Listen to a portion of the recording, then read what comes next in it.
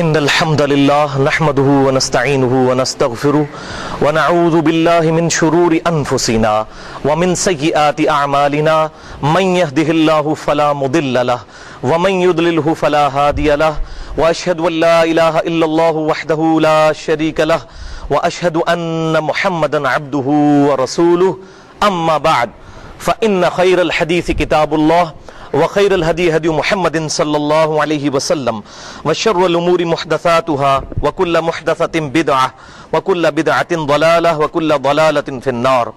أعوذ بالله السميع العليم من الشيطان الرجيم من همزه ونفخه ونفثه. بسم الله الرحمن الرحيم. رب اشرح لي صدري ويسر لي أمري واحلل عقدة من لساني يفقهوا قولي. بسم الله الرحمن الرحيم. إن الله وملائكته يصلون على النبي يا أيها الذين آمنوا صلوا عليه وسلموا تسليما. اللهم صل على محمد وعلى آل محمد كما صليت على إبراهيم وعلى آل إبراهيم إنك حميد مجيد. اللهم بارك على محمد وعلى آل محمد كما باركت على إبراهيم وعلى آل إبراهيم إنك حميد مجيد.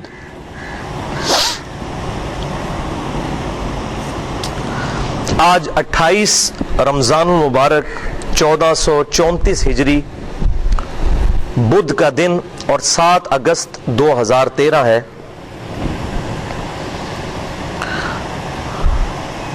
آج انشاءاللہ تعالی ہم سورہ بنی اسرائیل میں 17 آیات کا ترجمہ اور اس کی مختصر تشریح سننے کی سعادت حاصل کریں گے. اور یہ 17 آیات basically Quranic version of 10 commandments ہے. احکام عشرہ 10 احکام جن کو 10 کمانڈمنٹس کہتے ہیں، جو اللہ تعالیٰ نے موسیٰ علیہ السلام کو تورات کے ذریعے عطا فرمائی اور پھر عیسیٰ علیہ السلام کو اور ان کے ماننے والوں کو انہی پر عمل کرنے کا حکم انجیل کے ذریعے دیا. اور الحمدللہ امام کائنات سید الاولین والآخرین شفیع المذنبین رحمت للعالمین سیدنا و مولانا امام اعظم محمد رسول اللہ صلی اللہ علیہ وسلم کو اس قرآن پاک کے ذریعے یہ 10 کمانڈمنٹس عطا فرمائی.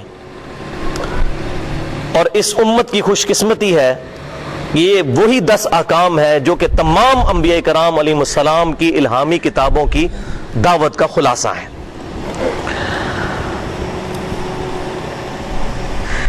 ان کو انگریز جو ہیں، جو کرسچنز ہیں، وہ 10 کمانڈمنٹس کہتے ہیں اور جیوز بھی 10 کمانڈمنٹس کہتے ہیں، اور اس پر انہوں نے ہالی ووڈ نے ایک بیہودہ فلم بھی بنائی ہے. بہرحال ان احکام عشرہ کو 10 احکامات کو وہ سب مانتے ہیں. لہٰذا اہل کتاب ہوں، چاہے تورات کے ماننے والے، اولڈ ٹیسٹمنٹ کے ماننے والے، یا نیو ٹیسٹمنٹ انجیل کے ماننے والے، یا اب اس فائنل ٹیسٹمنٹ قرآن کو ماننے والے، ہم سب ان 10 احکامات کو انبیاء کرام علیہ السلام کی دعوت کا خلاصہ سمجھتے ہیں. یہ 10 کمانڈمنٹس قرآن پاک میں سورہ بنی اسرائیل کے علاوہ بھی اور صورتوں میں ذکر ہوئی ہیں، سورۃ الانعام کے اندر، سورۃ البقرہ کے اندر، سورۃ المائدہ کے اندر. لیکن جس ڈیٹیل کے ساتھ اس صورت میں آئی ہیں 17 آیات کے اندر، وہ باقی قرآن پاک میں اس ڈیٹیل کے ساتھ نہیں آئیں. تو اللہ کا نام لے کر شروع کرتے ہیں. بسم اللہ الرحمن الرحیم. وَقَضَىٰ رَبُّكَ أَلَّا تَعْبُدُوا إِلَّا إِيَّاهُ، یہ پہلی کمانڈ ہے. اور تمہارے رب نے یہ بات طے کر دی تھی کہ مت پوجنا کسی کو سوائے اس کے. اول دعوت، پہلی کمانڈ جو ساری امتوں کو رسولوں کے ذریعے علیہ السلام دی گئی، وہ توحید ہے. پہلی دعوت توحید. اور تمہارے رب نے یہ بات طے کر دی تھی کہ مت پوجنا کسی کو سوائے اس کے. سورۃ النحل کی آیت نمبر 36 میں بھی اس کا ذکر آیا. بسم اللہ الرحمن الرحیم. وَلَقَدْ بَعَثْنَا فِي كُلِّ أُمَّةٍ رَسُولًا، اور بے شک ہم نے ہر امت میں کوئی نہ کوئی رسول اٹھایا. أَنِ اعْبُدُوا اللَّهَ، کہ عبادت کرو اللہ کی. وَاجْتَنِبُوا الطَّاغُوتَ، اور اللہ کے مقابلے پر تمام جھوٹے جو خدا اور الہ ہیں ان کی نفی کرو، ان سے اجتناب کرو، شیطان سے اجتناب کرو. تو تمام انبیاء کی دعوت توحید. بالکل اسی طریقے سے سورہ الزمر کے اندر آتا ہے. بسم اللہ الرحمن الرحیم. وَلَقَدْ أُوحِيَ إِلَيْكَ وَإِلَى الَّذِينَ مِنْ قَبْلِكَ، اور اے محبوب صلی اللہ علیہ وسلم فرما دیجئے کہ بے شک میری طرف بھی یہ وحی ہوئی اور مجھ سے پہلے تمام انبیاء کی طرف یہ وحی ہوئی لئن اشرکت لیحبطن عملک ولتکونن من الخاسرین کہ بالفرض اگر تم نے بھی شرک کیا تو تمہارے اعمال اکارت کر دیے جائیں گے اور تم خسارہ پانے والوں میں سے ہو جاؤ گے والعیاذ باللہ تعالی. تو توحید اور اس کے مقابلے پر شرک، ان دونوں کی شناخت ہونا ضروری ہے. شرک is the most sensitive issue in the sight of اللہ. اللہ کے حضور سب سے زیادہ حساس معاملہ ہے شرک کا. اسی لیے قرآن پاک میں کیٹاگوریکل 2 دفعہ یہ سٹیٹمنٹ آئی ہے. سورۃ النساء کی آیت نمبر 48 اور آیت نمبر 116 میں ان اللہ لا یغفر ان یشرک بہ، بے شک اللہ تعالیٰ اس گناہ کو کبھی معاف نہیں کرے گا کہ اللہ کے ساتھ کسی قسم کا کسی نے شرک کیا. آخرت میں اس حال میں وہ پیش ہوا. دنیا میں توبہ کر لی تو معافی ہو جائے گی، آخرت میں اس حال میں وہ پیش ہوا کہ اس نے اللہ کے ساتھ دنیا میں شرک کیا ہوا اور بغیر توبہ کے مر دیا، تو اللہ تبارک و تعالیٰ اس کے اس گناہ کو کبھی معاف نہیں کرے گا. وَيَغْفِرُ مَا دُونَ ذَلِكَ لِمَن يَشَاءُ، اور اس کے علاوہ جتنے گناہ ہیں جس کے لیے چاہے گا معاف فرما دے گا. وہ بھی اوپن لائسنس نہیں ہے لیکن امید ہے. وَمَن يُشْرِكْ بِاللَّهِ فَقَدْ ضَلَّ ضَلَالًا بَعِيدًا، اور جو کوئی اللہ کے ساتھ شرک کرتا ہے وہ گمراہ ہوا اور گمراہی میں بھی دور جا پڑا والعیاذ باللہ تعالی. اور پھر اس کا کلائمیکس ہے سورۃ المائدہ کی آیت نمبر 72. بسم اللہ الرحمن الرحیم انہ من یشرک باللہ فقد حرم اللہ علیہ الجنہ ومأواہ النار وما للظالمین من انصار، بے شک جس کسی نے اللہ کے ساتھ شرک کیا اللہ نے اس پر جنت حرام کر دی ہے، اس کا ٹھکانہ ہے دوزخ اور وہاں اس کا کوئی مددگار نہیں ہوگا. حتیٰ کہ امام کائنات صلی اللہ علیہ وسلم بھی اس کی کوئی مدد نہیں فرما سکیں گے. چنانچہ صحیح بخاری اور صحیح مسلم کی متفق علیہ حدیث ہے، امام کائنات سید الاولین والآخرین شفیع المذنبین رحمت للعالمین سیدنا و مولانا امام اعظم محمد رسول اللہ صلی اللہ علیہ وسلم نے فرمایا اللہ تعالیٰ نے ہر نبی کو ایک مقبول دعا دی تھی، جو دعا اس پیغمبر نے اسی دنیا میں کر لی اور میں نے اپنی دعا اپنی امت کے لیے چھپا کر رکھی ہے، میں اس دعا کے ذریعے اپنی امت کی شفاعت کروں گا اور میری اس دعا کے ذریعے میری ہر امت میں سے میرے ہر شخص کو نفع پہنچے گا سوائے اس شخص کے کہ جس نے اللہ کے ساتھ کسی قسم کا شرک کیا ہوا، اس کو شفاعت نہیں نصیب ہوگی. شرک is the most sensitive issue in the sight of اللہ. اللہ کے حضور سب سے زیادہ حساس معاملہ ہے شرک کا. اور یہاں پر بھی بنیادی دعوت وہی دی گئی وَقَضَىٰ رَبُّكَ أَلَّا تَعْبُدُوا إِلَّا إِيَّاهُ، اور تمہارے رب نے یہ بات طے کر دی تھی کہ مت پوجنا کسی کو سوائے اس کے.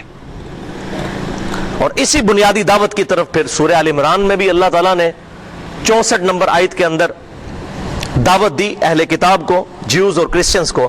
بسم اللہ الرحمن الرحیم قُلْ يَا أَهْلَ الْكِتَابِ تَعَالَوْا إِلَىٰ كَلِمَةٍ سَوَاءٍ بَيْنَنَا وَبَيْنَكُمْ، آؤ اہل کتاب اس ایک بات پر تو ہم اکٹھے ہو جائیں جو تم میں اور ہم میں کامن ہے.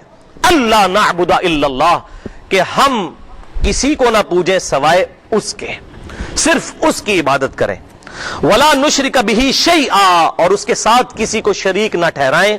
ولا یتخذ بعضنا بعضا اربابا من دون اللہ، اور ہم آپس میں ایک دوسرے کو اپنا رب نہ مان لیں، علماء کو یا انبیاء کرام علیہم السلام کو ایک دوسرے کا رب نہ مان لیں.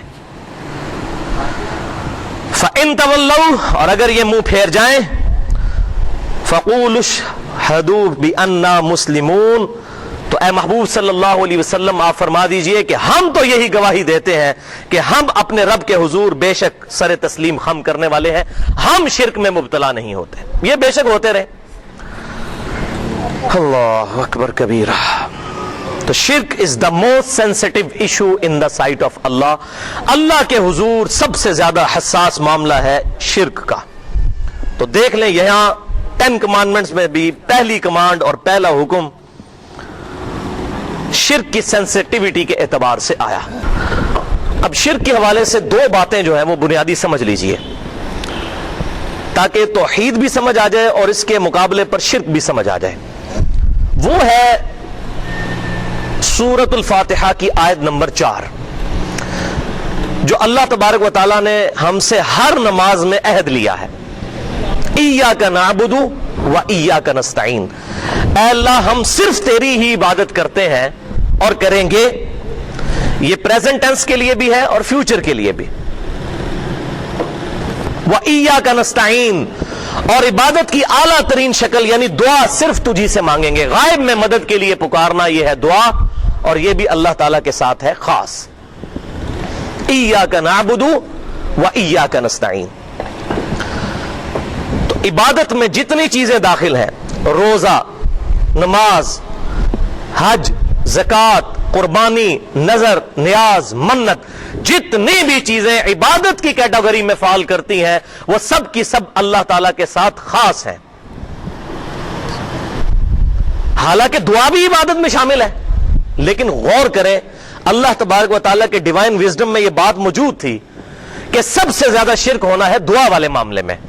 और इस वक्त देख लें कि हमारे ही अहले किबला, अहले कलमा, मुसलमान ही मैं उनको समझता हूं, तावील की गलती लगी हुई है, लेकिन मुसलमानों की अक्सरियत दुआ के मामले में शिर्क के अंदर जुजियात में मुब्तला है। या अली मदद कहते हैं, या शेख अब्दुल कादिर जिलानी मदद कहते हैं, और कहते हैं हम वसीला और तवस्सुल के लिए पुकारते हैं। हालांकि भाइयों, वसीला और तवस्सुल बिल्कुल अलग से चीज है, और उसकी भी जायज सूरतें मौजूद हैं, नाजायज सूरतें भी मौजूद हैं। उस पर मैंने अलग से एक लेक्चर दिया है 1.5 घंटे का, मसला नंबर 43 के नाम से, वसीला और तवस्सुल के सही अहकाम व मसाइल। उसमें मैंने सही वसीले की 6 इकसाम बताई हैं। 5 इकसाम जो है वो सही है, और एक जो है सुन्नत से साबित नहीं। टोटल 6 किस्म के वसीले और तवस्सुल जो यूज होते हैं। लेकिन उन भाइयों तक ये बात पहुंचानी है कि या अली मदद का मतलब है सैयदना अली से दुआ करना, और दुआ इबादत की आला तरीन शक्ल है, ये अल्लाह के अलावा किसी और से नहीं हो सकती। और मैं अला वजह बसीरत ये कहता हूं, कोई भी मुसलमान, खा वो अहले सुन्नत कहलवाने वाले तीनों गिरोह, बरेलवी, देवबंदी, या अहले हदीस से ताल्लुक रखता हो, या अहले तशय्यो से, कभी भी जानबूझकर अल्लाह के अलावा किसी से दुआ नहीं मांग सकता। अब इन बेचारों को यह पता नहीं है कि या अली मदद का मतलब है दुआ करना। इनको ये बात ऐसे तरीके से पहुंचानी है, और अल्हम्दुलिल्लाह मैंने दर्जनों सैकड़ों लोगों तक ये बात पहुंचाई है, और लोग कबूल करते हैं, लेकिन पॉजिटिव अंदाज में। और इसकी आप मिसाल एक समझ लीजिए जो मैं इनको अक्सर देता हूं कि भाइयों ये बताओ कि बारिश कौन बरसाता है? सब कहते हैं अल्लाह। बारिश बरसाने की जिम्मेदारी किस पर है? फरिश्तों पर। किसने ड्यूटी लगाई? अल्लाह ने। अल्लाह ने इज़्न दिया फरिश्तों को। अब बारिश हम फरिश्तों से मांगेंगे या अल्लाह से? सारे कहेंगे, बरेलवी, देवबंदी, अहले हदीस, अहले तशय्यो, सब कहेंगे जी अल्लाह से ही मांगनी चाहिए, फरिश्तों को नहीं पुकारना चाहिए। क्यों भाई? इज़्न दिया हुआ अल्लाह ने। लेकिन वो कहते हैं नहीं, दुआ अल्लाह ही से मांगनी चाहिए। तो भाइयों, सिर्फ बारिश के मामले पर ना रहे, इसके अलावा भी जहां जहां पर दुआ होगी वो अल्लाह ही से मांगी जाएगी। एप्रोप्रिएट ट्रांसलेशन ऑफ इय्याका नस्तईन है, ऐ अल्लाह हम गायब में मदद के लिए, दुआ के लिए सिर्फ तुझी को पुकारते हैं। अगर कोई फरिश्ते को भी पुकारेगा यह भी खालिसतन शिर्क हो जाएगा। लिहाजा मेरे नजदीक जुनैद जमशेद साहब ने जो ये नात में इशार पढ़े, नात के हम भी कायल हैं, मैं खुद भी पढ़ता हूं, लेकिन ये इशार जो है शिरकिया है। फरिश्तों ये पैगाम दे दो कि खादम तुम्हारा सईद आ रहा है। फरिश्तों को हम नहीं पुकार सकते। ये तो इसी तरीके से है, फरिश्तों बारिश बरसा दो कि गर्मी का मौसम करीब आ रहा है। दुरूद शरीफ फरिश्ते पहुंचाते हैं, लेकिन ड्यूटी किसने लगाई है? अल्लाह ने। इसलिए हम जब दुरूद शरीफ पढ़ते हैं तो कहते हैं अल्लाहुम्मा सल्ली अला मुहम्मद व अला आलि मुहम्मद, ऐ अल्लाह आप भेजिए। फरिश्ते लेके जाते हैं, लेकिन फरिश्तों को हम कोई ड्यूटी असाइन नहीं कर सकते, हमारी उनके साथ कोई कम्युनिकेशन नहीं हो सकती। हम अल्लाह से कहेंगे अल्लाह फरिश्तों के जरिए भिजवाए, हवाओं के जरिए भिजवाए, जिन्नों के जरिए भिजवाए, किसी भी जरिए से भिजवाए, हम अल्लाह को पुकारेंगे। इय्याका नस्तईन। और इसमें कंक्लूडिंग हदीस है जो आप सल्लल्लाहु अलैहि वसल्लम ने इय्याका नस्तईन की खुद एक्सप्लेनेशन फरमा दी है, और वो हदीस है जामिया तिर्मिज़ी में, सुन नबी दाऊद में और सुन इब्ने माजा में सही सनद के साथ। आप सल्लल्लाहु अलैहि वसल्लम ने फरमाया अब दुआ हुवल इबादा, दुआ ही तो इबादत है। आप सल्लल्लाहु अलैहि वसल्लम का फरमा देना काफी था, लेकिन उम्मत की तालीम के लिए आप सल्लल्लाहु अलैहि वसल्लम ने फरमाया कुरान पढ़कर देखो, वकाला रब्बुकुम उदऊनी अस्तजिब लकुम, और तुम्हारे रब ने यह बात इरशाद फरमा दी कि मुझसे दुआ करो मैं दुआ कबूल करूंगा। इन्नल्लज़ीना यस्तकबिरूना अन इबादती, बेशक वो लोग जो मेरी इबादत से तकब्बुर करते हैं, بات ہوئی دعا کی اور ساتھ ذکر کیا عبادت کا، اور دعا عبادت کی اعلیٰ ترین شکل ہے۔ اسی آیت میں آیا کہ جو لوگ میری عبادت سے تکبر کرتے ہیں، یعنی مجھے نہیں پکارتے، سیدخلون جہنم داخرین، ان قریب میں ان کو ذلیل و خوار کر کے دوزخ میں داخل کروں گا۔ اللہ اکبر! ہمارا رب بھی کیسا شفیق ہے، دنیا کے شہنشاہوں سے مانگا جائے تو وہ ناراض ہوتے ہیں، اور ہمارا رب وہ شہنشاہ ہے جس سے نہ مانگا جائے تو وہ ناراض ہوتا ہے۔ اے میرے بندو مجھ سے مانگو، ادعونی استجب لکم، اے میرے بندے مجھ سے مانگ، میں دعا کو قبول کروں گا۔ بے شک جو لوگ میری عبادت سے تکبر کرتے ہیں، یعنی دعا مانگنے سے، ان کو عنقریب میں ذلیل و خوار کر کے دوزخ میں داخل کروں گا۔ تو دعا عبادت کی اعلیٰ ترین شکل ہے۔ کوئی بھی مسلمان جان بوجھ کر اللہ کے علاوہ کسی اور سے دعا نہیں مانگ سکتا۔ ہاں یہ بات ضرور ہے کہ دعا کی قبولیت کا ذریعہ درود شریف ہے۔ صحیح حدیث ہے جامعہ ترمذی میں انٹرنیشنل نمبرنگ کے مطابق 593 نمبر کہ امام کائنات صلی اللہ علیہ وسلم نے فرمایا کہ جو شخص، اس حدیث کا پورا مفہوم یوں ہے کہ جو شخص اللہ کا ذکر اور دروشی پڑھنے کے بعد اللہ کی طرف متوجہ ہوتا ہے دعا کے لیے، تو اللہ تعالیٰ اس کی دعا قبول کرتا ہے۔ تو درود شریف وسیلہ ہے اللہ کے حضور دعاؤں کو قبول کروانے کا۔ اور یہ جو میں بار بار کہہ رہا ہوں کہ دعا عبادت ہے اور یہ اللہ تعالیٰ کے ساتھ خاص ہے، اس کے ثبوت میں قرآن پاک میں یہ میں نے کئی علماء کو بھی یہ آیت پیش کی کہ یہ ڈیفینیٹ ثبوت ہے کہ اللہ کے علاوہ چاہے کسی کو اذن کے ساتھ پکارا جائے یا بغیر اذن کے، مستقل بالذات مانتے ہوئے یا غیر مستقل بالذات مانتے ہوئے، عطائی مانتے ہوئے یا غیر عطائی مانگتے ہوئے، ہر صورت میں دعا عبادت ہے۔ اور یہ ثبوت ہے سورہ النمل کی آیت نمبر 62، امن یجیب المضطر اذا دعا، بتاؤ تو کون ہے جو مصیبت میں گھرے ہوئے شخص کی دعا کو قبول کر لیتا ہے۔ اللہ اکبر! وَيَكْشِفُ السُّوءَ، اور وہ لوگوں سے تکلیف بھی دور کر دیتا ہے۔ وَيَجْعَلُكُمْ خُلَفَاءَ الْأَرْضِ، اور تمہیں زمین پر اگلوں کا وارث کرتا ہے۔ تمہارے باپ دادا مرے تو تمہارے ماں باپ کو وارث کیا، ان کے مرنے کے بعد تمہیں وارث کیا۔ آگے اللہ تعالیٰ نے سوال کیا اس کے ساتھ ہی، اَإِلَٰهٌ مَّعَ اللَّهِ، کیا اللہ کے ساتھ کوئی اور الہ بھی ہے جو یہ کام کر سکتا ہے کہ مصیبت میں گرے ہوئے شخص کی دعا کو قبول کرے اور اس سے تکلیف دور کر دے؟ لہٰذا اس آیت کے تحت اللہ تعالیٰ نے تکلیف دور کرنے والے مشکل کشا کے لیے کہا کہ یہ صرف الہ کی خوبی ہے، الہ کے علاوہ کسی اور میں نہیں ہو سکتی۔ اب یہ اتنی گفتگو اس حوالے سے کافی ہے، اس پہ میں نے ڈیٹیل کے ساتھ پونے 2 گھنٹے کی گفتگو کی ہے۔ دعا صرف اللہ ہی سے، جو اہل سنت پاک .com ہماری ویب سائٹ پر ہمارے یوٹیوب کے چینل 720085 کے تھرو اپلوڈ ہے، اور ایک ریسرچ پیپر بھی اپلوڈ ہے، دعا صرف اللہ ہی سے۔ اس میں نے تمام اس حوالے سے جتنے خدشات اور اشکالات ہیں ان کو بھی کلیریفائی کیا ہے۔ لہٰذا یہ ہماری پہلی کمانڈ مکمل ہوئی۔ اور یہاں پر میں یہ بات بھی بتا دوں کہ یہ 10 کمانڈمنٹس پہ یہ ہمارا ریسرچ پیپر نمبر 7 بھی چھپ چکا ہے۔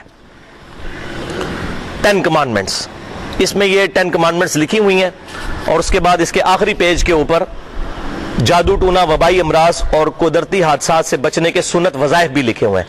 تو یہ 10 کمانڈمنٹس والا جو ریسرچ پیپر ہے انشاءاللہ آپ سب لوگوں کو درس کے بعد انشاءاللہ افطاری کے بعد مل جائے گا۔ خود یاد کر کے اس کو لے کے جائیے گا جس سے میں یہ درس دے رہا ہوں۔ تو پہلی کمانڈ، وَقَضَىٰ رَبُّكَ أَلَّا تَعْبُدُوا إِلَّا إِيَّاهُ، اور تمہارے رب نے یہ بات طے کر دی تھی کہ مت پوجنا کسی کو سوائے اس کے۔ دوسری کمانڈ، وَبِالْوَالِدَيْنِ إِحْسَانًا، اور اپنے والدین کے ساتھ احسان کرنا۔ اللہ اکبر!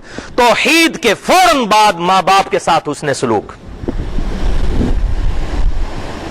اما یبلغن عندک الکبر احدہما او کلاہما،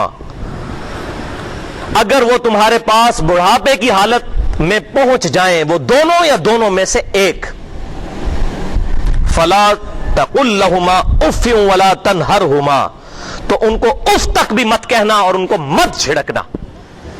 اف کی صحیح ٹرانسلیشن پنجابی میں ہو سکتی ہے، یہ عربی میں اس کو کہتے ہیں اف، کجروی کے ساتھ بات کرنا۔ ماں باپ کو خصوصاً ذکر کیا بڑھاپے میں، کیونکہ بڑھاپے میں ظاہر ہے کہ ماں باپ بھی بچگانہ عادتیں ہو جاتی ہیں، ان سے بسا اوقات ایسی باتیں نکل جاتی ہیں کہ جوان اولاد کو غصہ آتا ہے. تو اسی خاص موقع پر انسٹنکٹ پر سٹرائک کیا اللہ تعالیٰ نے کہ بڑھاپے میں دونوں یا ایک پہنچ جائے، ان کو اف بھی مت کہنا. گالی گلوچ مارنا پیٹنا تو بڑی دور کی بات. وَاخْفِضْ لَهُمَا جَنَاحَ الذُّلِّ مِنَ الرَّحْمَةِ، اور اپنے کندھے عاجزی کے ساتھ ان کے سامنے جھکا کے رکھنا، یوں اکڑ کے نہیں. اور یہ بھی بات یاد رکھیں کہ جھکنے میں اتنا نہیں جھکنا چاہیے کہ ہاتھ گھٹنوں تک پہنچ جائے، وہ حد رکوع ہے، وہ حرام ہے اللہ کے علاوہ کسی کے سامنے جھکنا. ہاں تھوڑا بہت یوں جھکنا اپنے استاد کے سامنے یا ماں باپ کے سامنے، تو یہ اللہ تعالیٰ نے فرمایا اپنے کندھے جھکا کر رکھو.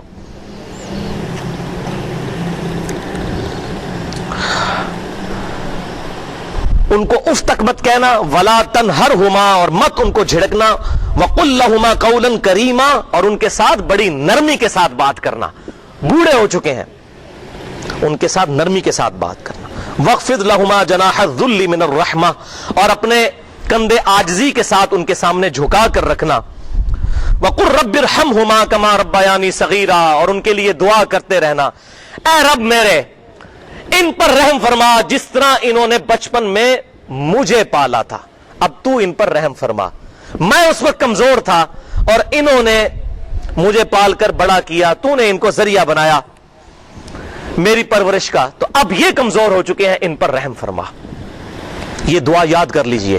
بخاری اور مسلم کی متفق علیہ حدیث ہے کہ جب تم تشہد میں درود شریف پڑھ چکو، اس کے بعد جو مرضی چاہو اپنے رب سے مانگو.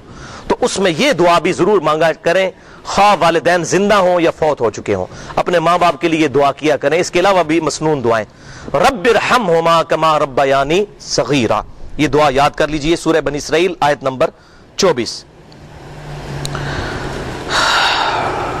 اب یہاں پر وہ حدیث بھی یاد کر لیں جو المستدرک للحاکم میں صحیح سند کے ساتھ اور جامعہ ترمذی میں بھی موجود ہے کہ امام کائنات صلی اللہ علیہ وسلم نے فرمایا، جبرائیل علیہ السلام نے عرض کی کہ اے اللہ کے رسول آمین کہہ دیجئے کہ ہلاک ہو جائے وہ شخص جسے ماں باپ میں سے دونوں یا ان میں سے کوئی ایک بڑھاپے کی حالت میں ملے اور وہ ان کی خدمت کر کے جنت نہ کما سکے. تو امام کائنات صلی اللہ علیہ وسلم نے اپنی مہر اس پر لگا دی، آمین، ہلاک ہو جائے وہ شخص. اس میں ایک وہ بھی تھا کہ ہلاک ہو جائے وہ شخص جس کے سامنے آپ کا ذکر خیر ہو اور وہ آپ صلی اللہ علیہ وآلہ وسلم پر درود شریف نہ پڑھے. اور تیسرا وہ شخص کہ جو رمضان کا مہینہ جس میں آج ہم بیٹھے ہوئے ہیں، 28واں روزہ 1434 ہجری، شاید کل آخری روزہ ہو، بلکہ یقیناً سافٹ ویئر نے یہی بتایا کہ کل آخری روزہ ہے، کیونکہ تقریباً 40 گھنٹے کا چاند ہوگا، کل نظر آ جائے گا نیکڈ آئی کے ساتھ بھی. جو رمضان کا مہینہ پائے اور وہ اپنے رب سے اپنی مغفرت نہ کروا سکے، وہ بھی ہلاک ہو جائے. تو امام کائنات صلی اللہ علیہ وسلم نے کہا آمین، مہر لگا دی آپ صلی اللہ علیہ وسلم نے اپنی. لیکن اس میں پہلے نمبر پر ماں باپ کا ذکر آیا. اللہ اکبر.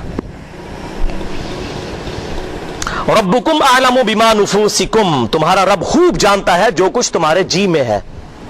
ان تکونوا صالحین، اگر تم واقعی نیک نیت ہو اور نیکوکار ہو، فإنہ کان للأوابین غفورا، تو بے شک اللہ تعالی رجوع لانے والوں کی توبہ قبول کرتا ہے. کیا مطلب؟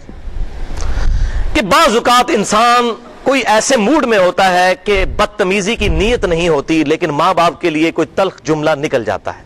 تو اللہ تعالیٰ نے فرمایا اگر یہ تمہاری عادت نہیں ہے تم نیکوکار، لیکن کبھی کبھار ایسا ہو جائے، فوراً اللہ کی طرف رجوع لاؤ تو اللہ تعالیٰ تمہاری توبہ قبول کرے گا. لیکن شرط کیا لگائی؟ ان تکونوا صالحین، اگر تم واقعی ہی نیکوکار ہو. لیکن اگر کسی کی عادت ہی بدتمیزی کے ساتھ بولنا ہے، اس کے لیے کوئی مغفرت نہیں ہے. یہ بات کو نوٹ کر لیجئے. اگر تم نیک نیت ہو اور ہمیشہ اچھے طریقے سے ڈیل کرتے ہو، کبھی کبھار تم سے کوئی ایسی بات نکل گئی، فوراً اللہ کی طرف رجوع کرو، اللہ تعالیٰ تمہاری توبہ کو قبول کر لے گا. اللہ اکبر. تیسری کمانڈ، وَآتِ ذِی الْقُرْبَى حَقَّهُ وَالْمِسْكِينَ، اور قریبی رشتہ داروں کو بھی اپنے مال میں سے حق دو اور مسکینوں کو بھی، وابن السبیل اور مسافروں کو بھی، وَلَا تُبَذِّرْ تَبْذِیرًا، اور مال کو اڑاتے مت پھیرو، فضول خرچی مت کرو. تو سب سے پہلے کہا قریبی رشتہ داروں کا حق ہے. کیوں؟ سب سے زیادہ جیلسی فیکٹر رشتہ دار ہوتے ہیں. اکثر آپ دیکھیں رشتہ دار یہ جادو ٹونا کروا دیتے ہیں، غیر کبھی نہیں کرواتے. وہ سب سے زیادہ حسد کا شکار ہوتے ہیں. تو اللہ تعالیٰ نے ہماری انسٹنکٹ پر سٹرائک کیا ہے کہ سب سے پہلے رشتہ داروں کو دو اپنے مال میں سے. زکوٰۃ ہو، صدقہ خیرات ہو، سب سے پہلے رشتہ دار حقدار ہیں. اس کے بعد مسکین غریب لوگ، اور اس کے بعد وابن السبیل اور مسافر بھی. آج کل بھی بڑا امیر آدمی بھی کوئی ہے، اس کی جیب کٹ گئی سفر کے دوران، تو ظاہر بیچارہ مفلس ہے. اور بسا اوقات مسجدوں کے اندر ایسے لوگ اپیل کرتے نظر آتے ہیں. تو کرنا یہ چاہیے کہ ان کو ساتھ لے جائے، اور جہاں انہوں نے جانا ہے گاڑی کا ٹکٹ لے کے اور کنڈکٹر کو بتا دیں کہ اس نے اپیل کی تھی تو یہ میں ٹکٹ خرید کے اس کو دے رہا ہوں، یہ نہ ہو یہ واپس کر کے پھر بھاگ جائے پیسے لے کے، تاکہ پکا ہو تو پتہ چل جائے. تو مسافروں کے ساتھ حسن سلوک کرو، ان پر مال خرچ کرو، اور مال کو اڑاتے مت پھرو. فضول خرچی میں مال نہ لگاؤ کہ شادی بیاہ کے موقع پر یا اور مواقع پر فضول مال کو خرچ کر دینا.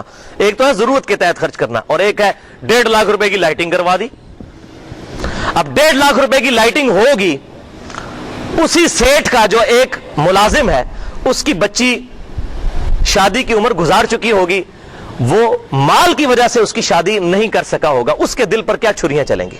پھر جب اس کو موقع ملے گا تو وہ سیٹ کے پیٹ میں چھرا گھونپ کر اس کا مال لے کر بھاگے گا. کیوں نہیں بھاگے گا؟ آپ اس کی انسٹنکٹ کے اوپر حملہ کر رہے ہیں. اسی لیے اللہ تعالیٰ نے فرمایا فضول خرچی مت کرو. کیوں؟ آگے بات، ان المبذرین کانوا اخوان الشیاطین، بے شک فضول خرچی کرنے والے شیطانوں کے بھائی ہیں. وکان الشیطان لربہ کفورا، اور شیطان تو تیرے رب کا بڑا ہی ناشکرا ہے. شیطانوں کے بھائی ہیں.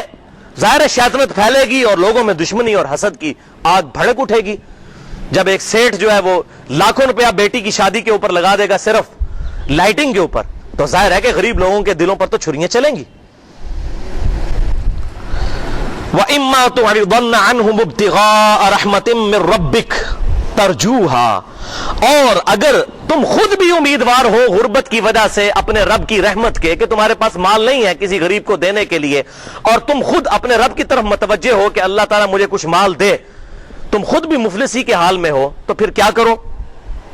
فَقُلْ لَهُمَا قَوْلًا مَيْسُورًا، تو مانگنے والے کے ساتھ بات نرمی کے ساتھ کیا کرو، اچھی بات اس کے ساتھ کر لیا کرو بجائے جھڑکنے کے. جس طرح ہمارے پنجاب کے کلچر میں ہوتا ہے، جی ناصر ہو اٹا کٹا ہو کے منگنا ہوا ہے، بھاگ جا ادھر سے، اتنی تیری صحت ہے جا کے مزدوری کر. ہاں واقعی صحیح ہے، اس کو پیار و محبت کے ساتھ سمجھایا جائے، لیکن اس طریقے سے نہیں. سائل کو جھڑکنا نہیں ہے. اور اگر کوئی معذور ہے آنکھوں سے یا پاؤں سے یا ہاتھوں سے، تو وہ شرعاً بھیک مانگ سکتا ہے، جائز ہے اس کے لیے. لیکن اگر کوئی ایز اے پروفیشن اس کو اڈاپٹ کیے ہوئے ہے، تب بھی ہمیں اس کی حالت نہیں پتا، اس کو پیار اور محبت کے ساتھ سمجھائیں. اور الحمدللہ آپ نے مال نہیں بھی دینا تب بھی اللہ کے اس حکم پر تو عمل کریں. اور میں پوری کوشش یہی کرتا ہوں، کوئی فقیر ہے جتنا مرضی غصہ آیا ہو اس کو کہتے ہیں بھائی اللہ تعالیٰ آپ کی مصیبت دور کرے، اس کو دعا دے دیجئے بس. اگر مال نہیں دینا، آپ جو اس کو 4 سلواتیں سنوا رہے ہیں اور اس پر جملے کس رہے ہیں، یہ آپ کس کھاتے میں؟ آپ مال نہیں دے سکتے تو خاموش ہو جائے. یہ غیر اخلاقی حرکت کیوں کرتے ہیں؟ تو اللہ تعالیٰ فرما رہا ہے اگر تم خود بھی مال کے امیدوار ہو تو بات احسن طریقے سے کر لیا کرو. وَلَا تَجْعَلْ يَدَكَ مَغْلُولَةً إِلَىٰ عُنُقِكَ، اور اپنے ہاتھ کو اپنی گردن کے ساتھ نہ باندھ لو، یعنی بہت کنجوس نہ ہو جاؤ. وَلَا تَبْسُطْهَا، اور نہ اپنے ہاتھوں کو بہت کھول دو کہ سارا مال ہی لوٹا دو. كُلَّ الْبَسْطِ فَتَقْعُدَ مَلُومًا مَحْسُورًا، اور اس کے بعد جب یہ ہاتھ کھول کر سب کچھ خیرات کر دو اللہ کی راہ میں، اس کے بعد پھر پشیماندہ ہو کر درماندہ ہو کر بیٹھ جاؤ کہ میں یہ کیا کر چکا، نیکی گلے پہ گئی میرے. اور یہ اکثر ہوتا ہے. کتنے لوگ ہیں ان کو جب تقوی کا اور پرہیزگاری کا ہیضہ ہو جاتا ہے، پھر مولوی بھی ایسا چکر چلاتے ہیں اس کو کہ پورا مکان جو ہمارے نام لکھ دے، ہمارے مدرسے کے نام، ہماری پارٹی اور جماعت اور ہماری فلاں چیز کے نام لکھ دو. اور لوگ کیا کرتے ہیں، پورا مال، جی میں نے اپنا سارا مال وصیت کر دیا فلاں مدرسے کے لیے، فلاں NGO کے لیے. اسلام اس کو کنڈیم کرتا ہے کہ سارا مال نہ لٹا دو، اللہ کی راہ میں دو، لیکن نہ بہت کنجوسی کے ساتھ اور نہ بہت زیادہ دل فراغی کے ساتھ، درمیان کا راستہ. اور اسی کا ذکر اللہ تعالیٰ نے ایمان والوں کی نشانی بتائی ہے سورۃ الفرقان کی آیت نمبر 67 میں، وَكَانَ بَيْنَ ذَلِكَ قَوَامًا، ہمارے نیک بندے نہ تو کنجوس ہیں اور نہ فضول خرچ، اس کے درمیان رہتے ہیں. نیک بندوں کی نشانی ہے. اور یہ میں بات اپنی طرف سے نہیں کر رہا کہ یہ چیز منع ہے، قرآن پاک میں ہے اور حدیث شریف میں تو اتنی سختی کے ساتھ تلقین آئی. صحیح بخاری اور مسلم کی متفق علیہ حدیث ہے کہ سعد ابن ابی وقاص رضی اللہ تعالیٰ عنہ کہتے ہیں میں اتنا بیمار ہوا کہ مجھے خدشہ ہوا کہ میری موت کا وقت قریب آ گیا، حالانکہ وہ اس وقت فوت نہیں ہوئے، اس کے بعد بھی 50 سال تک تقریباً زندہ رہے۔ فتح مکہ کے موقع پر کہتے ہیں بیمار ہوئے تو آپ صلی اللہ علیہ وسلم میری عیادت کے لیے آئے، میں نے کہا یا رسول اللہ صلی اللہ علیہ وسلم میری خواہش ہے کہ میں اپنا سارا مال اللہ کی راہ میں خیرات کر دوں۔ اب ذرا اسلام کا فلسفہ سنیں، ٹرو فلسفی آف اسلام۔ تو یا رسول اللہ میں اپنا سارا مال خیرات کر دوں اللہ کی راہ میں؟ فرمایا نہ۔ عرض کی یا رسول اللہ صلی اللہ علیہ وسلم 2/3 مال اللہ کی راہ میں خرچ کر دوں؟ فرمایا نہ۔ پھر عرض کیا اللہ کے رسول صلی اللہ علیہ وسلم آدھا مال اللہ کی راہ میں خرچ کر دیتا ہوں، آدھا اولاد کے لیے چھوڑتا ہوں؟ فرمایا نہیں۔ پھر انہوں نے عرض کیا اللہ کے رسول صلی اللہ علیہ وسلم میں 1/3 مال خیرات کر دیتا ہوں، 2/3 اپنے گھر والوں کے لیے چھوڑ کر مرتا ہوں۔ تو بڑی مشکل سے آپ صلی اللہ علیہ وسلم نے اس کی اجازت مرحمت فرمائی، اور پھر ساتھ ہی ارشاد فرمایا اے سعد تم سارا مال اللہ کی راہ میں خیرات کر دو، یہ چیز ٹھیک نہیں ہے، اپنی اولاد کے لیے کچھ نہ کچھ مال چھوڑ کر مرو، یہ اس سے بہتر ہے کہ تمہارے مرنے کے بعد وہ لوگوں سے مانگتی پھرے۔ دیکھا کیسی نیچرل بات کی ہے۔ ادھر کیا کرتے ہیں جناب، آئے دن اخبار میں رپورٹ آئی ہوتی ہے جی میں اپنی اولاد کو آگ کرتا ہوں۔ اسلام میں ماں باپ اپنی اولاد کو مال سے آگ نہیں کر سکتے، قطعاً نہیں کر سکتے، کیونکہ مال کا اصل مالک تو اللہ ہے، اور اس نے سورۃ النساء کے دوسرے رکوع کے اندر وارث کے لیے حق رکھ دیا ہے۔ تو اللہ تعالیٰ فرما رہے ہیں نہ تو کنجوس ہو جاؤ اور نہ ہی فضول خرچ۔ ان ربک یبسط الرزق لمن یشاء ویقدر، بے شک اللہ تعالیٰ تمہارا رب جس کے لیے چاہتا ہے رزق کو کشادہ کر دیتا ہے اور جس کے لیے چاہتا ہے تنگ کر دیتا ہے۔ انہ کان بعبادہ خبیرا بصیرا، بے شک وہ اپنے بندوں سے خبردار ہے اور ان کو دیکھ رہا ہے۔ یہ بات ساتھ کیوں آئی تیسری کمانڈ کے اندر؟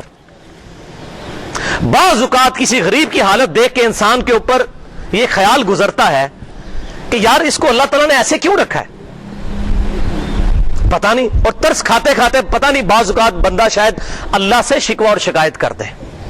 تو اس چیز کو کنڈیم کیا جا رہا ہے کہ بے شک اللہ تعالیٰ جس کے لیے چاہتا ہے رزق کشادہ کر دیتا ہے، جس کے لیے تنگ کر دیتا ہے اس کو پتہ ہے کس کو کتنا رزق دینا ہے۔ تو اللہ تبارک و تعالیٰ اپنے ڈیوائن وزڈم سے جو اس نے ڈیسٹنی کسی کی مقرر کر دی ہے رزق کے حوالے سے، وہ اس کو بہتر پتا ہے۔ تم ٹینشن نہ لو، کسی کو مال دے کر ازمایا، کسی سے مال لے کر ازمایا، یہ اللہ تبارک و تعالیٰ کے فیصلے ہیں۔ لہٰذا کبھی بھی کسی غریب کے بارے میں یہ خیال نہ آئے کہ اللہ نے اس کو غریب کیوں رکھا، بس یہ سمجھ لیجئے کہ اللہ تعالیٰ نے اس کو مال اس سے لے کر ازمایا اور مجھے مال دے کر ازمایا، دیٹس آل، اس سے زیادہ کچھ نہیں۔ اللہ اکبر۔ چوتھی کمانڈ 10 کمانڈمنٹ میں سے وَلَا تَقْتُلُوا أَوْلَادَكُمْ خَشْيَةَ إِمْلَاقٍ، اور مت قتل کرو اپنی اولاد کو مفلسی کے ڈر سے۔ نَحْنُ نَرْزُقُهُمْ وَإِيَّاكُمْ، ہم ان کو بھی رزق دیں گے اور تمہیں بھی ہم ہی رزق دیتے ہیں۔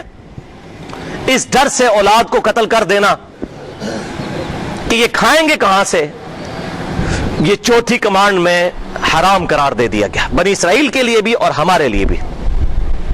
اور آپ کو پتا ہے آپ کے پڑوسی ملک انڈیا کے اندر روزانہ 3000 بچیاں جب پریگنینسی آئیڈینٹیفائی ہو جاتی ہے الٹراسونک ٹیسٹ کے ذریعے،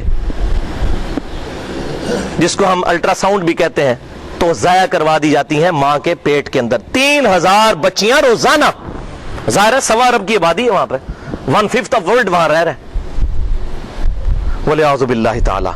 مت قتل کرو اولاد کو مفلسی کے ڈر سے، تمہیں بھی ہم رزق دیتے ہیں ان کو بھی ہم ہی رزق دیں گے۔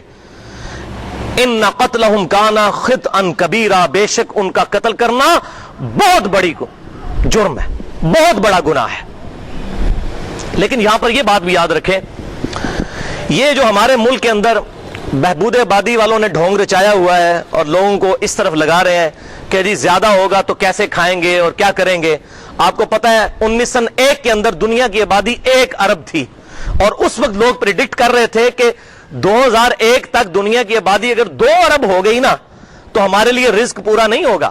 تو 2001 میں 2 ارب نہیں ہوئی، 3 अरब भी नहीं हुई, 4 अरब भी नहीं हुई, 5 अरब भी नहीं हुई, 6 अरब आबादी हो गई है। और सिर्फ चाइना ने इतनी जूतियां बना दी हैं कि आंदा 100 साल के लिए भी वो ना बनाए तो जूतियां ही काफी हो जाएंगी। अमेरिका हर साल पैसिफिक ओशन में, बहरुल काहिल में लाखों टन बल्कि मिलियंस ऑफ टन गंदम जाया कर देता है, फालतू पैदा होती है अमेरिका के अंदर। कहीं इंटरनेशनल मार्केट में गंदम की प्राइस नीचे ना आ जाए। ये कहते हैं रिस्क कौन देगा, रिस्क तो दे रहा है अल्लाह ताला। जिस जमीन से 1 मन गंदम निकलती थी, आज उसी जमीन से 40 मन गंदम निकल रही है, साइंटिफिक फील्ड में तरक्की की वजह से। अल्लाह तबारक व तआला ने इंसानों के लिए कितने ट्रुथ रिवील कर दिए। तो अल्लाह ताला बंदोबस्त फरमा रहा है, लिहाजा इस खदशे से औलाद को कत्ल ना किया जाए। हां, एक पहलू जो है वो जायज है, और वो सही बुखारी और सही मुस्लिम की मुत्तफक़ुन अलैह हदीस है। सहाबा कराम अलैहिम रिदवान कहते हैं कि हम आप सल्लल्लाहु अलैहि वसल्लम के मुबारक जमाने में अज़ल किया करते थे।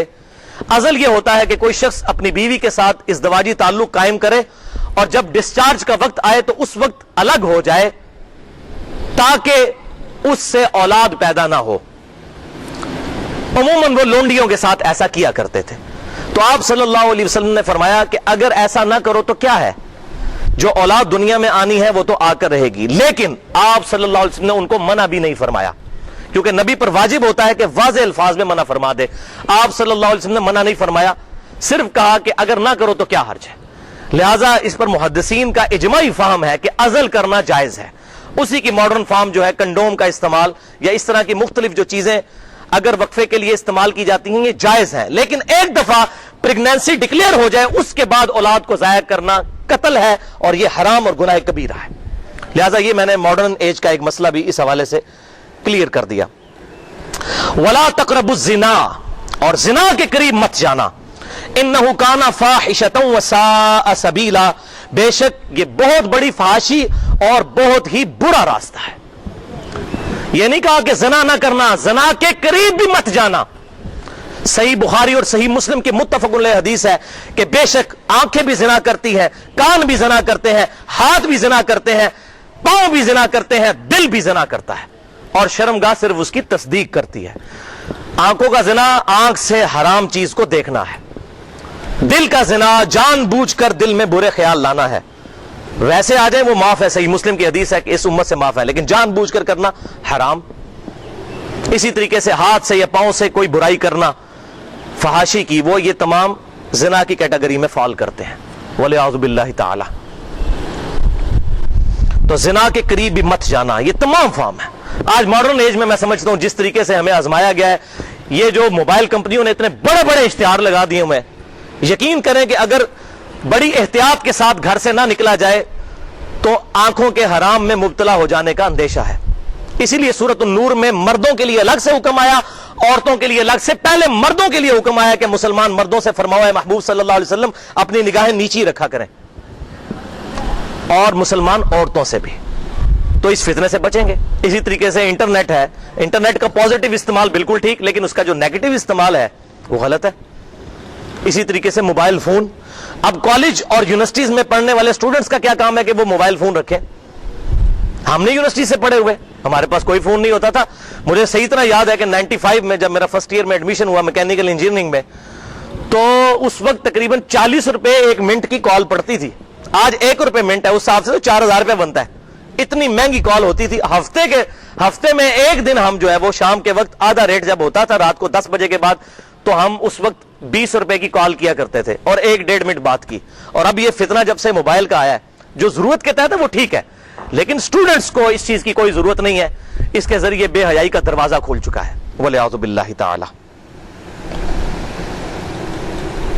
वला, ये 5वीं कमांड थी। अब 6ठी कमांड, वला तक़्तुलुन नफ्सल्लती हर्रमल्लाहु इल्ला बिल हक, और किसी जान को कत्ल मत करो कि जिस जान की हुर्मत अल्लाह ताला ने रखी है। किसी इंसान को कत्ल नहीं कर सकते, ख्वाह वो काफिर हो ख्वाह वो मुस्लिम हो, ना हक कत्ल नहीं कर सकते।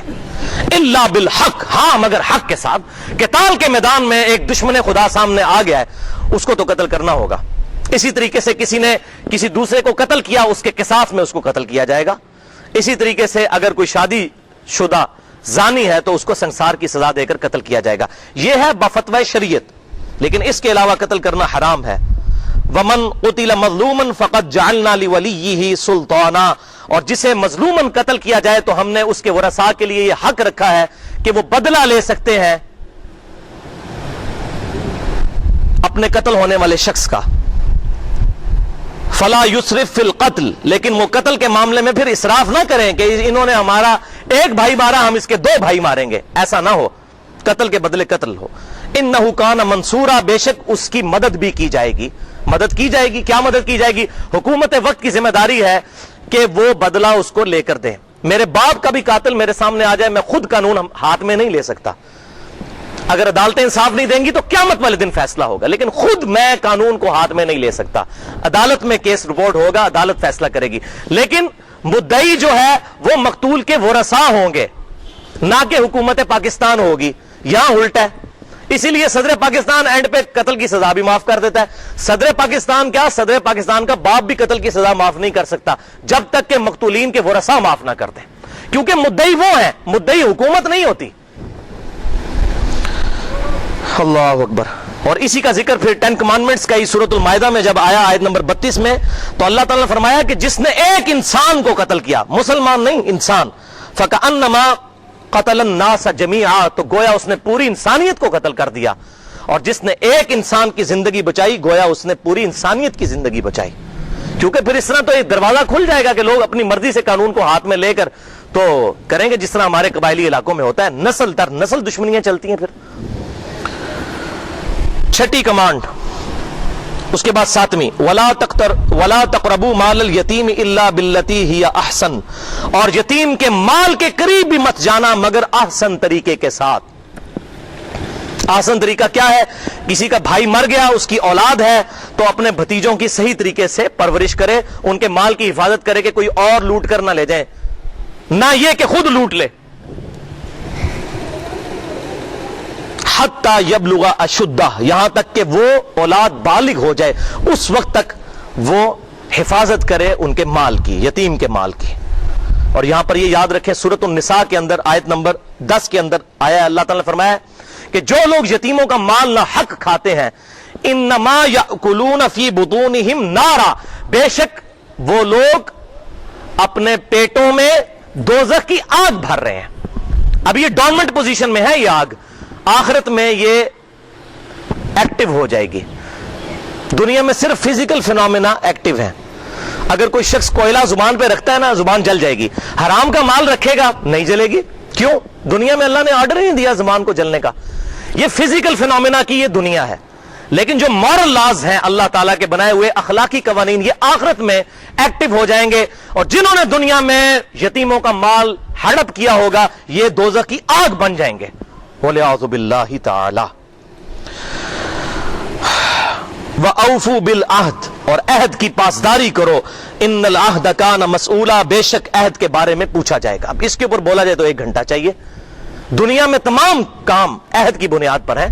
ایون میاں بیوی کا ریلیشن شپ بھی نکاح کی فارم میں ایک عہد ہے. امپلائی اور امپلائر ریلیشن شپ جو ہے کہ 8 گھنٹے کے بدلے میں آپ کو اتنی تنخواہ ملے گی، یہ بھی ایک عہد ہے. اور ایک شخص جو ہے، جس طرح ہمارے جہلم کی ورکشاپ کے اندر لوگ صبح جاتے ہیں اور نمبر ٹانگ کے واپس آ جاتے ہیں اور 8 گھنٹے پورے نہیں کرتے اور تنخواہ لے لیتے ہیں، یہ حرام ہے. کیونکہ عہد ہوا ہے، کام ہو یا نہ ہو اتنے گھنٹے آپ نے وہاں وقت گزارنا ہے.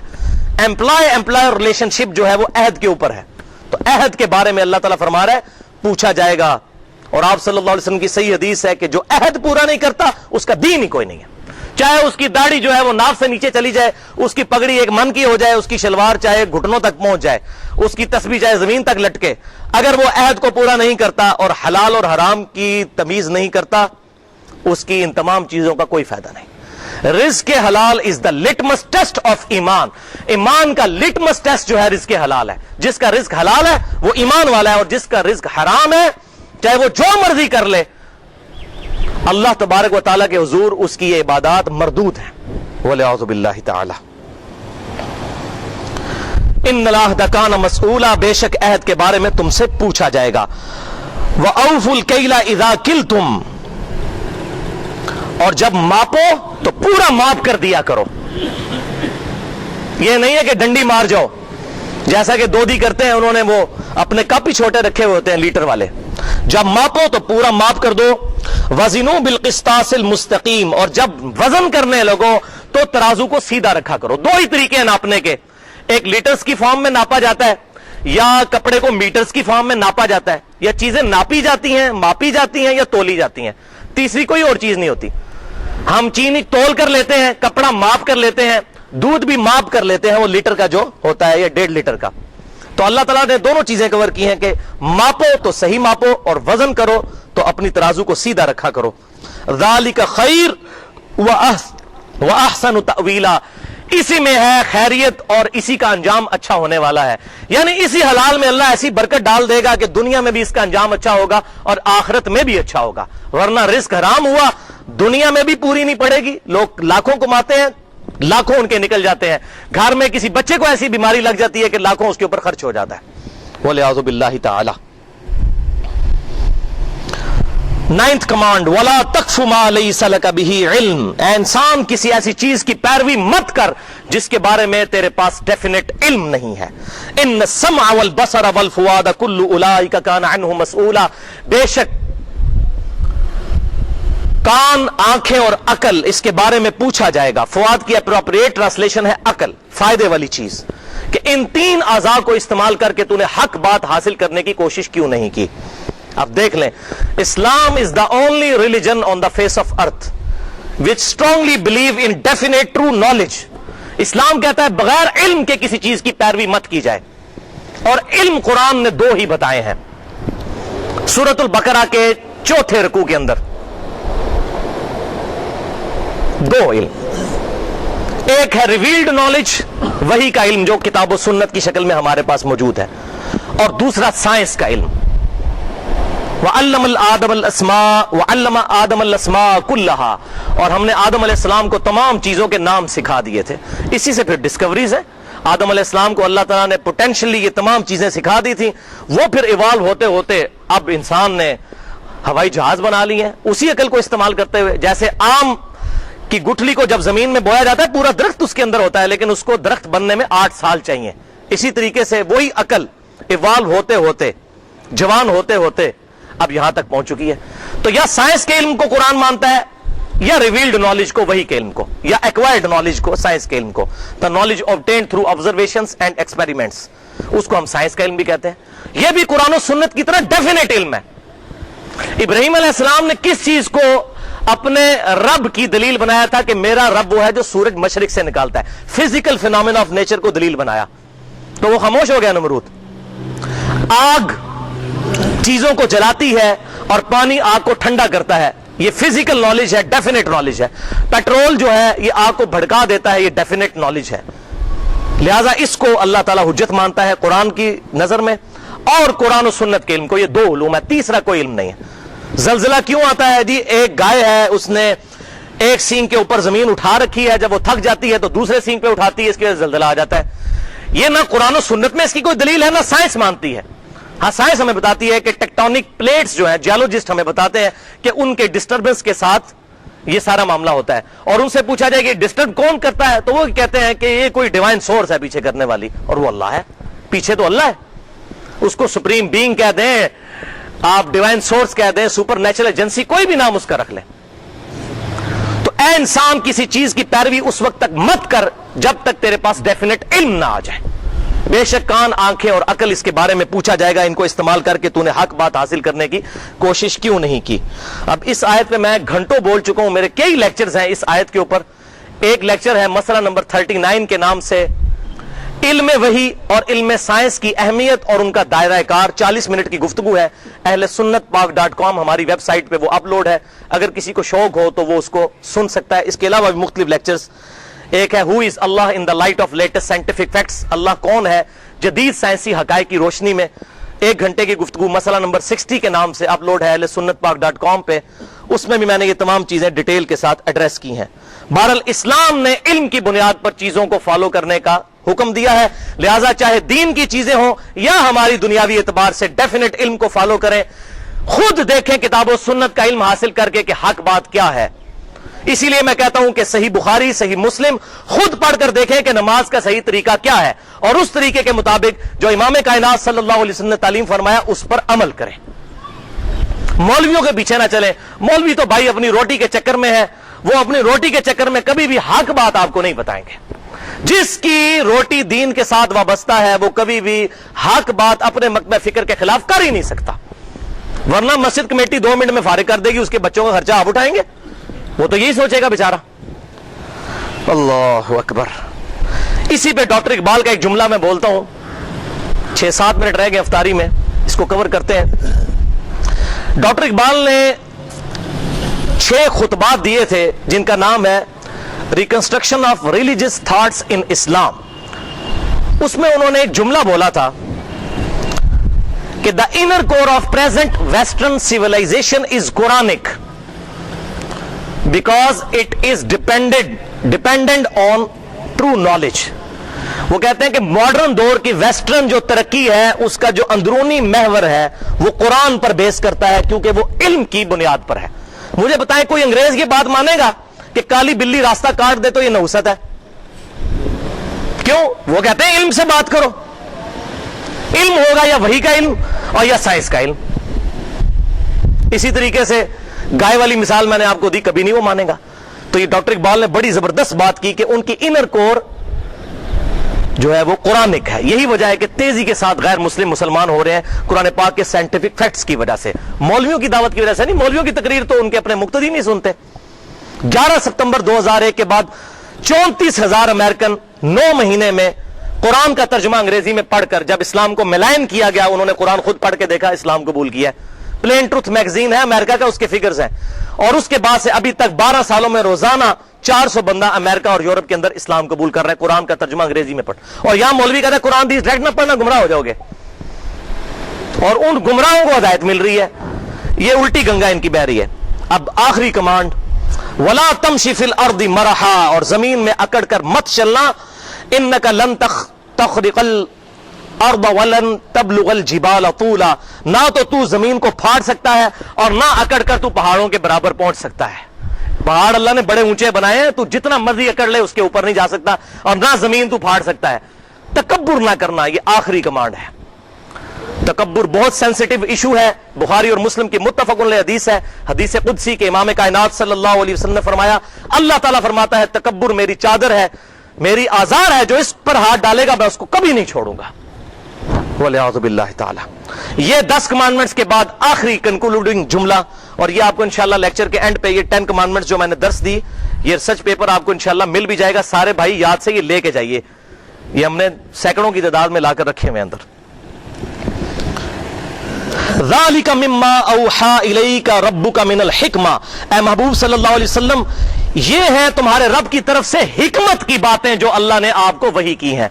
तो सबसे पहली हिकमत है कुरान, जो है ना, यतलू अलैहिम आयातिही व युज़क्कीहिम व युअल्लिमुहुमुल किताब वल हिकमा। तो अव्वल हिकमत कुरान है, सेकंड हिकमत सुन्नत है, यह हदीस है। ये हिकमत की बातें हैं जो हमने आपकी तरफ वही की। वला तजअल मअल्लाहि इलाहन आखरा, और ये कांटे की बात दोबारा याद कर लो। पहली कमांड भी थी वक़दा रब्बुका अल्ला ताबुदू इल्ला इय्या, मत पूजना किसी को सवाए उसके। तौहीद अव्वल, और कंक्लूड भी तौहीद पर हुआ। अल्लाह के साथ किसी को इलाह ना ठहरा लेना। फतुल्का फी जहन्नम मलूमम मदहूरा, वरना तुम्हें धक्के देते हुए, मलामत ज़दा करके, टांट करते हुए, ताना देते हुए, जिसको पंजाबी में हम कहते हैं मेड़े मारते हुए, धक्के देते हुए दोजख में औंधा मुंह गिरा दिया जाएगा अगर तुमने अल्लाह के साथ शिर्क किया। शिर्क is the most sensitive issue in the site of अल्लाह। अल्लाह ताला के हुजूर सबसे ज्यादा हसास मामला शिर्क का है। अल्लाह ताला इस गुनाह को कभी माफ नहीं करेगा, इसके अलावा जितने गुनाह हैं वो माफ कर देगा। आखिर में एक आपको जबरदस्त हदीस सही मुस्लिम की सुना दूं। किताबुल जिक्र चैप्टर में इमाम कायनात सल्लल्लाहु अलैहि वसल्लम फरमाते हैं कि अल्लाह ताला फरमाता है, अगर मेरा बंदा जमीनों आसमान गुनाहों के भर कर ले आए और उसके नामा अमाल में अगर शिर्क का गुनाह ना हुआ तो मैं उस कदर मगफिरत के साथ उसके साथ मुलाकात करूंगा। अल्हम्दुलिल्लाह। लेकिन ये बात समझ लीजिए, ये उस बंदे के लिए जिसका जुजियात में भी शिर्क ना हो, जो इब्राहीम अलैहिस्सलाम को कहा गया वमा काना मिनल मुशरिकीन। ख्वाहिश नफ्स की पैरवी भी शिर्क की एक फॉर्म है, रियाकारी के लिए अमल करना भी शिर्क की एक फॉर्म है। ख्वाहिश नफ्स क्या? सही मुस्लिम की हदीस है किताबुल ईमान चैप्टर में, जिसने जानबूझकर नमाज, ये सही मुस्लिम के जो अल्फाज हैं वो ये है कि बंदे के इस्लाम और शिर्क के दरमियान फर्क नमाज है। और अबू दाऊद में हदीस है कि जिसने जानबूझकर नमाज छोड़ी गोया उसने कुफर किया। نماز چھوڑنے والا بھی ایک فارم میں شرک کرنے والا ہے، عقیدے میں مسلمان ہے لیکن عملاً وہ مشرک ہے۔ اسی طریقے سے فجر کے وقت میں نہ اٹھنا اور اپنی نیند کو نہ چھوڑنا اور نماز کو نیند پر قربان کر دینا خواہش نفس کی پیروی، قرآن پاک میں کہا گیا افرائیت من اتخذ الہہ ہوا، بھلا اس شخص کو تو دیکھو جس نے اپنی خواہش نفس کو اپنا رب بنا لیا ہے۔ اللہ تعالیٰ سے دعا ہے جو حق بات میں نے کہی اللہ تعالیٰ ہمارے دلوں میں راسخ فرمائے، اگر جذبات میں میرے منہ سے کوئی غلط بات نکل گئی تو اللہ تعالیٰ ہمارے دلوں سے معاف کر دے، ہمیں کتاب و سنت کی تعلیمات کو اجماع کو حجت مانتے ہوئے صحابہ اور اہل بیت علیہم رضوان کے نقش قدم پر چلتے ہوئے دوسروں تک پہنچانے کی توفیق عطا فرمائے۔ سبحانک اللہم و بحمدک اشہد ان لا الہ الا انت استغفرک و اتوب الیک۔ بھائیو اب اپنی لائنیں بنا لیجئے، اس انداز میں، یہ لمبے انداز میں بنائیں گے تو سرو کرنا آسان ہوگا۔ افطاری کا وقت ہو چکا ہے، وما علینا الا البلاغ المبین۔ اللہم صل علی سیدنا و مولانا محمد، اللہم صل علی سیدنا و مولانا محمد، اللہم صل علی سیدنا و مولانا محمد، اللہ۔ جب حسن تھا ان کا جلوہ نما، انوار کا عالم کیا ہوگا۔ جب حسن تھا ان کا جلوہ نما، انوار کا عالم کیا ہوگا۔ انوار کا عالم کیا ہوگا۔ سب ان پہ فدا ہے بن دیکھے، سب ان پہ فدا ہے بن دیکھے، دیدار کا عالم کیا ہوگا۔ اللہم صل علی سیدنا و مولانا محمد، اللہم صل علی سیدنا و مولانا محمد، اللہم صل علی سیدنا و مولانا محمد، اللہ۔ ایک سمت علی ایک سمت عمر، صدیق ادھر عثمان ادھر، ایک سمت علی ایک سمت عمر، صدیق ادھر عثمان ادھر، صدیق ادھر عثمان ادھر، ان جگمگ جگمگ تاروں میں، ان جگمگ جگمگ تاروں میں، مہتاب کا عالم کیا ہوگا۔ اللہم صل علی سیدنا و مولانا محمد، اللہم صل علی سیدنا و مولانا محمد، اللہم صل علی سیدنا و مولانا محمد، اللہ۔ جس وقت تھے خدمت میں ان کی ابو بکر و عمر عثمان و علی، جس وقت تھے خدمت میں ان کی ابو بکر و عمر عثمان و علی، ابو بکر و عمر عثمان و علی، اس وقت رسول عربی کے اس وقت رسول عربی کے دربار کا عالم کیا ہوگا اللہم صلی علی سیدنا و مولانا محمد اللہم صلی علی سیدنا و مولانا محمد اللہم صلی علی سیدنا و مولانا محمد اللہ